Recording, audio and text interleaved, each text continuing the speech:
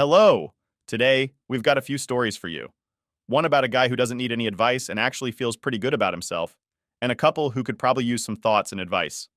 Let's get into it. First off, I just love my wife, and I feel 100% fine about it. 10 years ago, I thought I had the perfect life, a six-figure job, beautiful wife, clean house, two new cars, and a child on the way. My job made me happy, and I was good at it. And the stability was great. My wife loved me for me and ignored my flaws as I tried to perfect them in return. I adored her, and we seemed to be the perfect couple. People would always compliment us and talk about how envious they were of our relationship and everything. It kept getting better. I kept getting promotions. The kids, now 3, were born, and we eventually moved from an ordinary house to an incredibly nice one. My wife was doing very well in her career. Optometrist, and we took fun vacations every year. Again, I thought I had it made. I don't know how this would have prompted it, but in early 2015, I bought her a Tesla for her birthday. She hadn't gotten a new car since 2008, and I kept getting new cars. Therefore, I surprised her. She loved it, loved me. I remember spending that entire day just taking rides in it and figure out how all the gadgets and icons worked. It was complete downhill from there. I don't know how that would have triggered anything, but in the months following, she became increasingly distant from not only me, but from her children. My oldest 10 female in particular felt hurt by this and would often try to ensue conversations with her mother in order to get her talking. Some days this would work and she would be pleasant. Others, it would have had the opposite effect. The first time I suspected that I was no longer her man of choice was in July 2016, when I noticed she was no longer going to yoga classes but telling me she was. We were on the same phone plan, and part of that plan was we could see our locations of our phones. I was routinely browsing the app one day and noticed she appeared to be at someone's house since she had been irrationally angry that day prior to leaving. I didn't question her about it when she got home from yoga. Instead, I chose to closely observe where she went during her yoga times. It would always seem to end up at the same house, a well-off neighborhood, probably a step above ours, a little north of town. I was getting ready to confront her when I noticed that she had been returning to yoga again.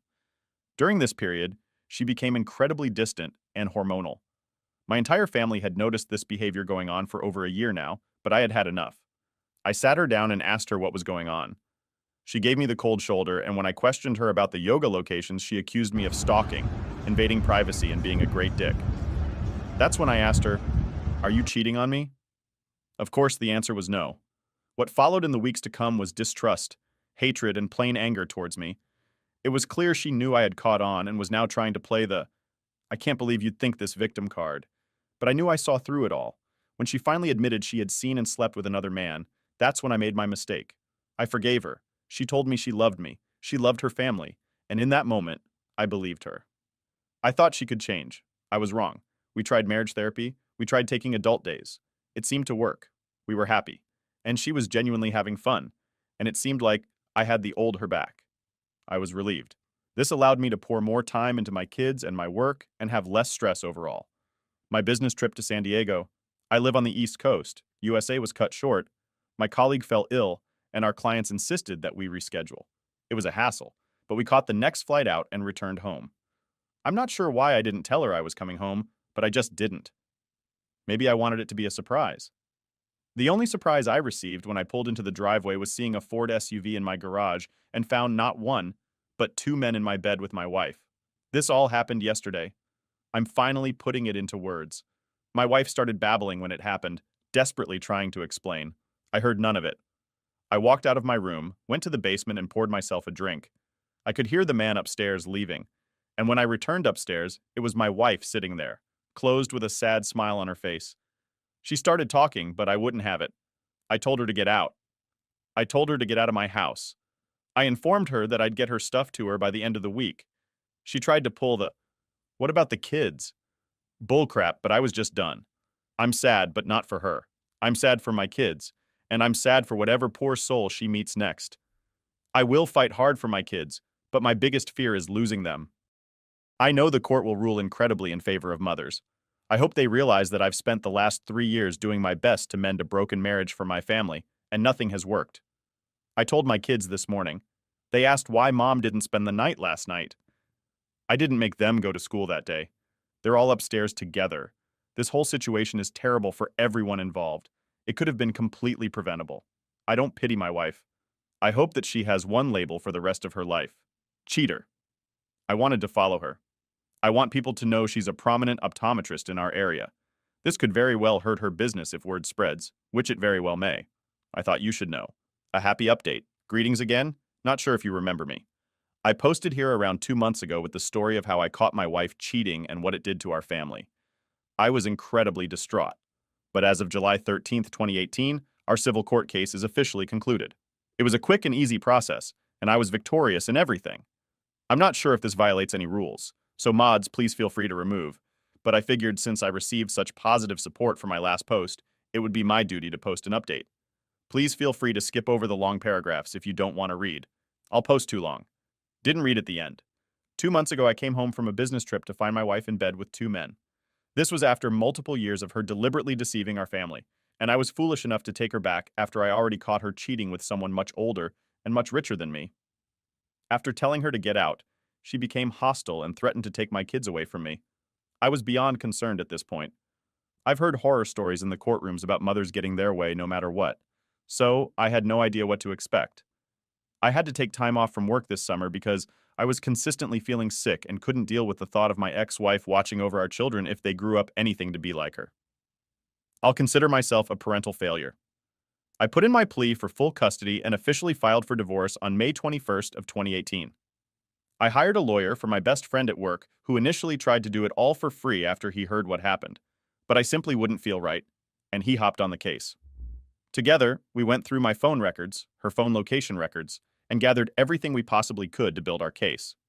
Court ceremony began on July 12th, the week after my kids and I returned from our vacation. I did not take them out of state, per my lawyer's advice, but it was a good little distraction. My 10-year-old daughter, oldest, seemed to be emotionally stable enough to answer some questions by both lawyers, even after I requested her not to have to deal with this whole thing. She stated how my ex-wife had been difficult and paranoid for the last year, but she had learned to live with it, which is something no child should have to experience. However, the thing that tipped the ceremony was her announcement of moving to Southern California, which would mean kids would have to pick all three of them picked me. Her lawyer tried to argue that I was sabotaging them, influencing the kids to pick me over her. But the answer was clear. They wanted to stay in the same house with the same friends in the same school. The court ruled in favor of them living full-time with me. They were ready to visit their mother whenever they please, as long as the stay does not extend 14 days without me. In addition, she is no longer allowed on my property, and that includes our South Carolina residence. My plot of land in Boulder in any one of the office buildings that my company operates out of. My parents and immediate relatives have also put in request so that she does not enter any of their homes as well. Ultimately, I'm completely relieved. It's the least stressed I've been in the past 3 years. It's a little sad knowing my marriage failed, but I realized I'm not responsible for that. And I'm going to take these next couple of years to myself and devote my time to my children. Wow. That was a sad story that ended up turning out for the best. Good job. Next up, my girlfriend led me to believe I got her pregnant, but I found out it wasn't mine after the birth and need support. I've been on Reddit a while and began learning this when I first suspected my girlfriend was cheating. I'd hoped I wouldn't be here posting, but here we are. I, 28 male, have been with my girlfriend, 25 female, for just about 2 years. The relationship was good, and then she tells me she's pregnant. For the most part, I'm careful. And she said she was on birth control. I was skeptical, but went to an appointment. I then figured it was just one of those things. I always wanted a family, so even though this was not how I wanted to begin, I was overjoyed. We're past the first trimester, and I have her move in at her insistence. Insert red flag I missed. We're planning what we will do work-wise and how to set up the baby's room. She is pretty insistent she will go back to work, but be able to stay home. She swears she can make it work. I go to every appointment with her. Things are still good. We're in the third trimester, and I make my schedule work to still go to every appointment. Up until this point, I had been at each appointment in its entirety. This one appointment. She asked me to wait so she can talk to the doctor first. I'm super concerned that something is wrong with the baby, and she didn't want me to hear. I go in and the checkup is done. Everything looks good. My girlfriend brushes off my concern over why I couldn't be there for all of it. Another red flag. We're about a month and a half from the due date, and it is her being kind of secretive with phone calls and texts. She tells me it's work and it's confidential, etc. My antenna is now up, so I try to get looks at her phone. She's got Snapchat and Kik. I find it strange, but don't confront her. The baby is born, and I'm overwhelmed with emotion. The child is perfect and things went fine. Then comes the part where they want me to go on the birth certificate.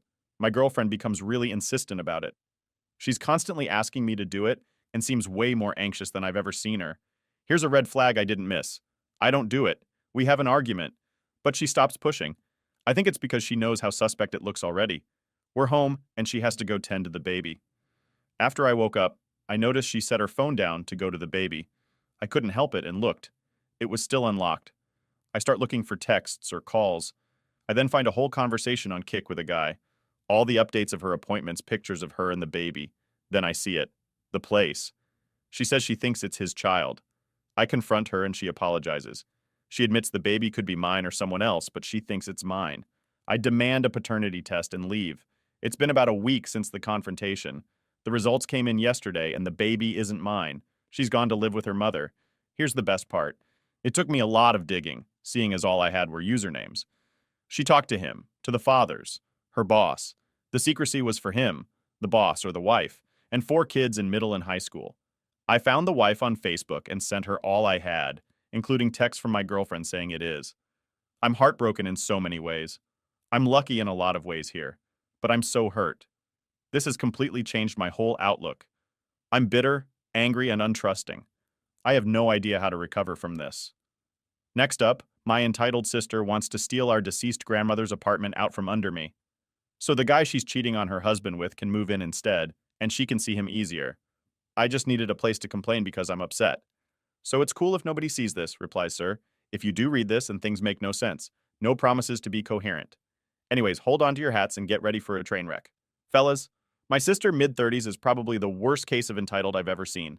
She's always the victim, can do no wrong, and the world owes her for her imaginary suffering. This time, however, she's reached a new freaking level. She's recently confessed to her mom and I that she started dating someone behind her husband's back. And to be honest, her husband is also a ginormous dirtbag. But just leave the guy, okay? I don't think anyone deserves to be cheated on.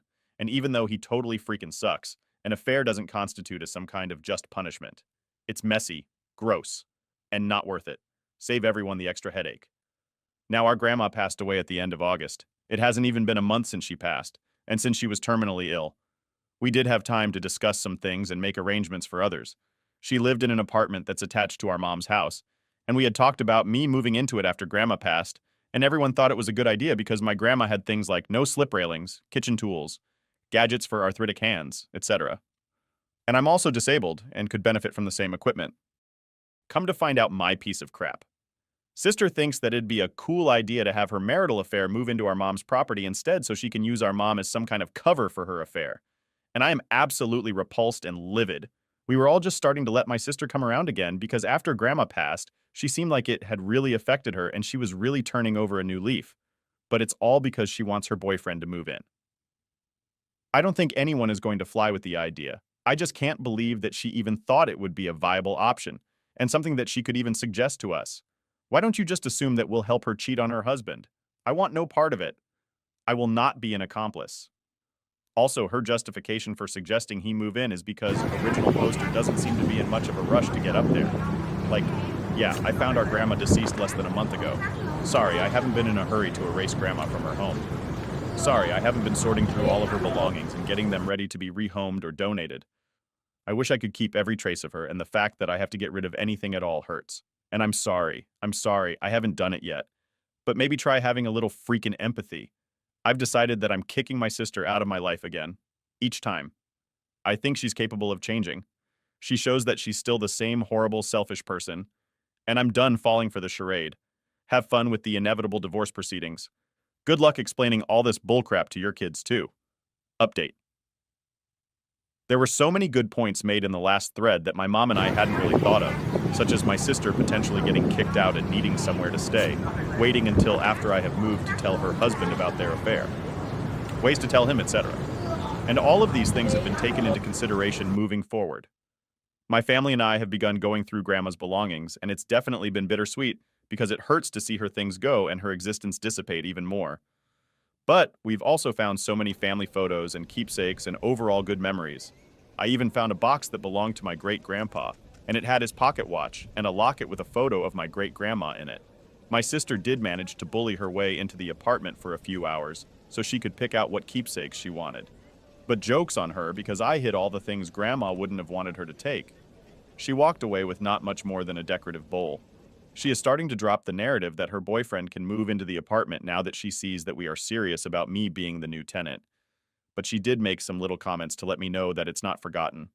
She can plot all she wants, though, because we're installing a security system and changing locks. So if she thinks she can sneak in or try to get her hands on anything else, she is sadly mistaken. My mom and I have decided that after I'm all moved into the apartment, we're going to tell her husband the truth about the affair and offer our support to him and the kids and do whatever we can to help. Whether it's emotional support, babysitting, whatever we can do to make things easier. When my sister's infidelity is brought to light, my sister might hate us for it, but at the end of the day, she is the victim of her own actions, and I'm tired of sparing her feelings so she can continue to treat everyone around her like absolute trash. And my mom agrees that enough is enough. And if we never hold her accountable for what she does, she'll continue to push the limits of what she can get away with. Some people suggested going anonymous with tipping her husband off, and while I thought that might have been a possibility, ultimately I feel like that could cause some inner turmoil for him later. If he didn't know his wife was cheating, then who did? And just how many other people knew? Was this something she kept out in the open when he wasn't around, and nobody respected it enough to tell him personally? I don't want him to end up potentially torturing himself through speculation anyways. I think that's all there is to tell you guys for now. I just wanted to let you all know where some things have ended up and where they're headed, and thank you for the outpouring of support. It was much needed and very appreciated. I'm glad that I won't have to hold on to such a horrible, ugly secret for much longer, and her husband can know the truth. And we will do what we can to help with the healing process. You all my personal grief.